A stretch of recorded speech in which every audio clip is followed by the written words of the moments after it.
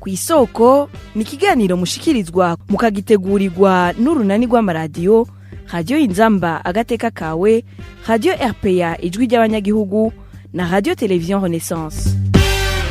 Ubwigenge bwo kumenyesha amakuru mu Burundi bubandanya guhungabanywa. Kwigenekezo ya 14 Myandagaro umwaka wa 2025 ibimenyesha amakuru 8 vyari vyateguye gukorera mu runani kugira barabire hamwe ingaruka zikena ry'ibitoro kubijanye no kunguruza abantu n'ibintu. Ariko imbere yaho ikigo CNC kijeje gukurikirana ibikorwa vy'ibimenyesha amakuru carabujije ayo makuru kwakogwa. Imvo ngo nuko atankuru nshasha yarimwo mu byo bagiye gushikiriza. Ingingo yaneguwe n'abari mwuga wo kumenyesha amakuru ku buryo bwo kubuza ibimenyesha amakuru gukora mu bwigenge na cane ku bibazo bihanze abanyagihugu. Iyo ngingo y'ikigo CNC yoba ari yindi nzira yo kunigira mu menshi ibimenyesha amakuru. Ingaruka iyo ngingo ishobora kugira ku bikorwa by'abamenyesha amakuru no ku burenganzira bwo kumenyeshwa amakuru ku banyagihugu zoba ari izihe? Ivyo bibazo byose tuza kubironkera inyishu tufashijwe n'umuhinga mu byo kumenyesha amakuru muri kino kiganiro kw'isoko, mukaba mugira mu gishikirizwe na Bonfils Niyongere. Ndabahaye ikaze. Dushigikira abamenyesha amakuru n'ibimenyesha amakuru ibimenyesha amakuru 8 vyarankiwe n'urongoye urwego rwa leta rujere gucungera uko ibimenyesha amakuru bikora CNC gutunganya urunani rw'ivyo bimenyesha amakuru ku nkurikizi zibura ry'ibitoro mu Burundi. Esperance Ndayizeye arongoye CNC abona ko atagishasha bari bazaniye abarundi muri ayo makuru bifuza kubashikiriza. Reka iyi nkuru tuyibaze Desire Hatungimana. Itariki 14 z'ukwezi k'umunani imenyesha amakuru 8 ari vy'isanganiro, Onesha, Rema, Shima FM yo mu Nge, Remesha Mahoro yo mu Kirundo, Agaseke FM yo mu Ruyigi, ikinyamakuru Iwacu na Jimbere Magazine vyari vyateguye urunani rw'imenyesha amakuru birangira rutabaye.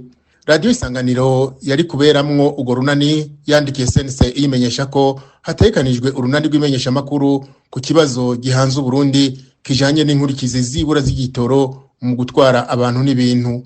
Itariki 12 hasigaye iminsi 2 ngo ugo runani rw'imenyesha amakuru rube. CNC yandikiye Isanganiro ibamenyesha ko atagishasha bo baje kubwira abarundi. CNC saba ivyo bimenyesha amakuru gutenyenya kugira barabe ko hari gishasha koko azanye na rya CNC imenyesha ko ivyo bijanye n'ubukene bw'igitoro atari bishasha mu maradiyo. CNC icisaba ivyo bimenyesha amakuru gutanga ibituma bifadika vyotuma koko ugo runani ruba. Isanganiro yarakoze ivyo yasabwa igenekezo ya 13 yongera irandikira CNC yereka ibituma ugo runani goba, ariko ivyo yashikirije CNC yabiteye ivyatsi imenyesha ko igihe bazo bafise ivyo gukora bifadika uruhusha bazoruhabwa.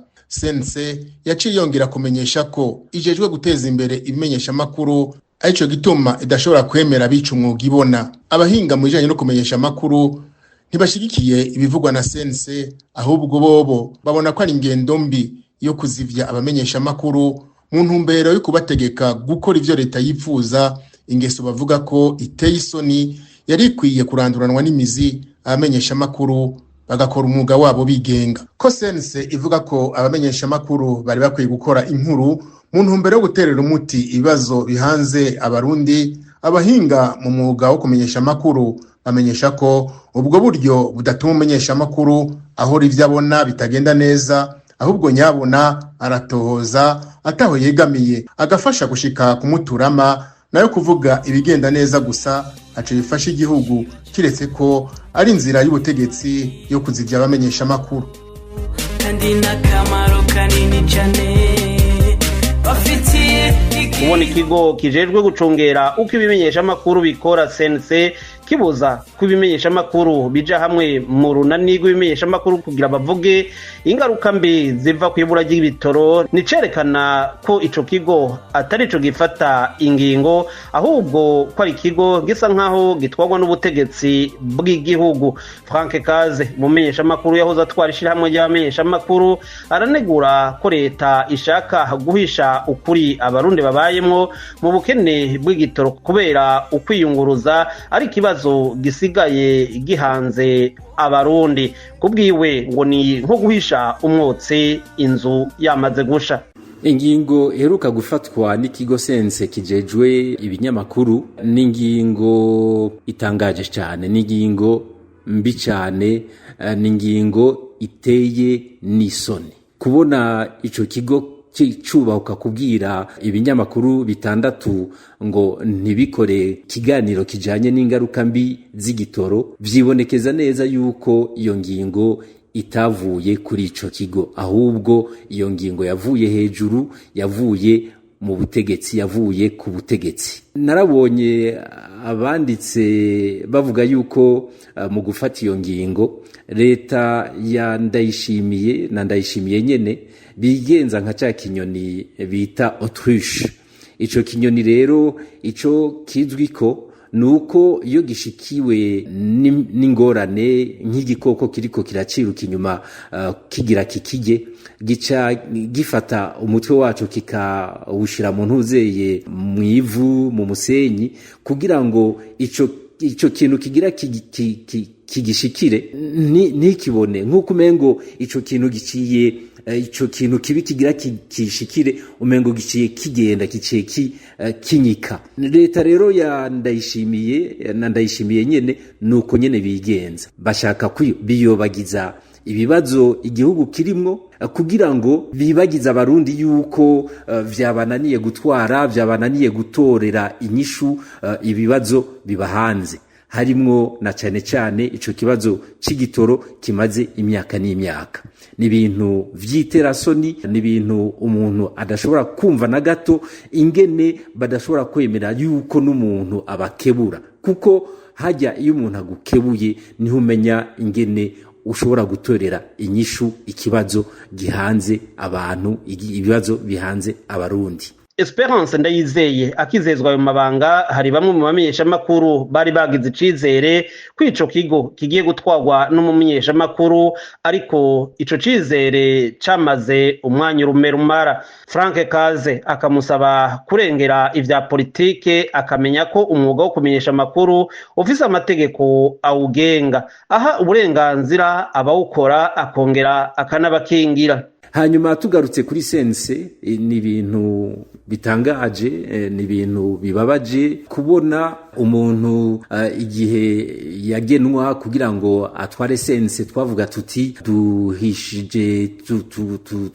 duhiriwe duhishije, kubera ubugiye kurongora ico kigo sense ari umumenyesha makuru azi igikogwa ibinyamakuru bigiye bisanzwe bikora. Kubona avuga ngo nta nkuru nshasha iri mu kuvuga ibijanye n'ingaruka mbi z'ibura ry'igitoro, ni ibintu bisiga ubwenge, kuko arazi neza yuko misi yose ingorane zitegwa n'ibura ry'igitoro ari nyinshi cyane. Abakozi ntibaja ku kazi, ubu amashuri agira yugurura, abanyeshuri bariko abavyeyi bariko bibaza ingene bazorungika abanyeshuri ku mashuri. Ikibazo c'igitoro cateye ibibazo vyinshi umuntu adashobora kuvuga ngo aheze. Umunsi wose urenganye uzana ibibazo bishasha bivanye n'ibura ry'igitoro. Urumva yuko ingaruka zose zama zibonekeza, no kuvuga yuko ari inkuru nshasha. Kubona rero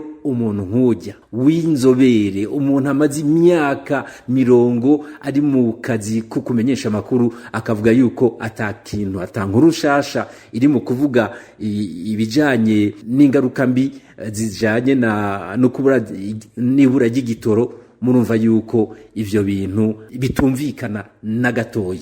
Ahubwo yerekanye yuko cyo kimwe n'abari bahari imbere yiwe atari mu kibanza yategerezwa kuba arimo, kuko ico kibanza, ico kigo sense kijejwe guteza imbere ibinyamakuru n'abamenyesha amakuru, kijejwe kuvugira abamenyesha amakuru kugira ngo bashobore gukora akazi kabo bigenga, kugira ngo bashobore gukora akazi kabo atagikenye, hakumviriza abanyepolitike, hakumviriza abategetsi.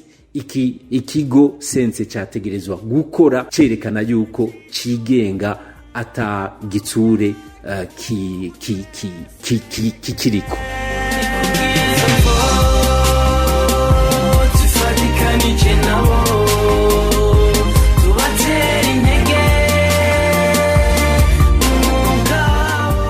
Mu guheraheza ingingo yafashwe n'ikigo sense yo guhagarika urunani rw'ibimenyeshamakuru 8 yerekana ko urwo rwego rudakorera mu bwigenge mu kunigira mu menshi ubwigenge bwo kumenyesha amakuru mu Burundi. Ivyo bituma abamenyeshamakuru bisanga mu mayira abiri hagati y'uburenganzira bwo kumenyesha amakuru n'igitsure c'ikigo sense. Ariko ico abantu bose bomenya nuko uburenganzira bw'abanyagihugu bwo kuronka amakuru ataho yegamiye kandi atandukanye ari imwe mu nkingi z'igihugu gishingiye ku ntwaro yubahiriza amategeko na demokrasi. Ni nano duciye dusozerera ikiganiro ku isoko, mwariko umushikirizwa na Bonfils Niyongere, naho butaha. Cari ikiganiro ku isoko.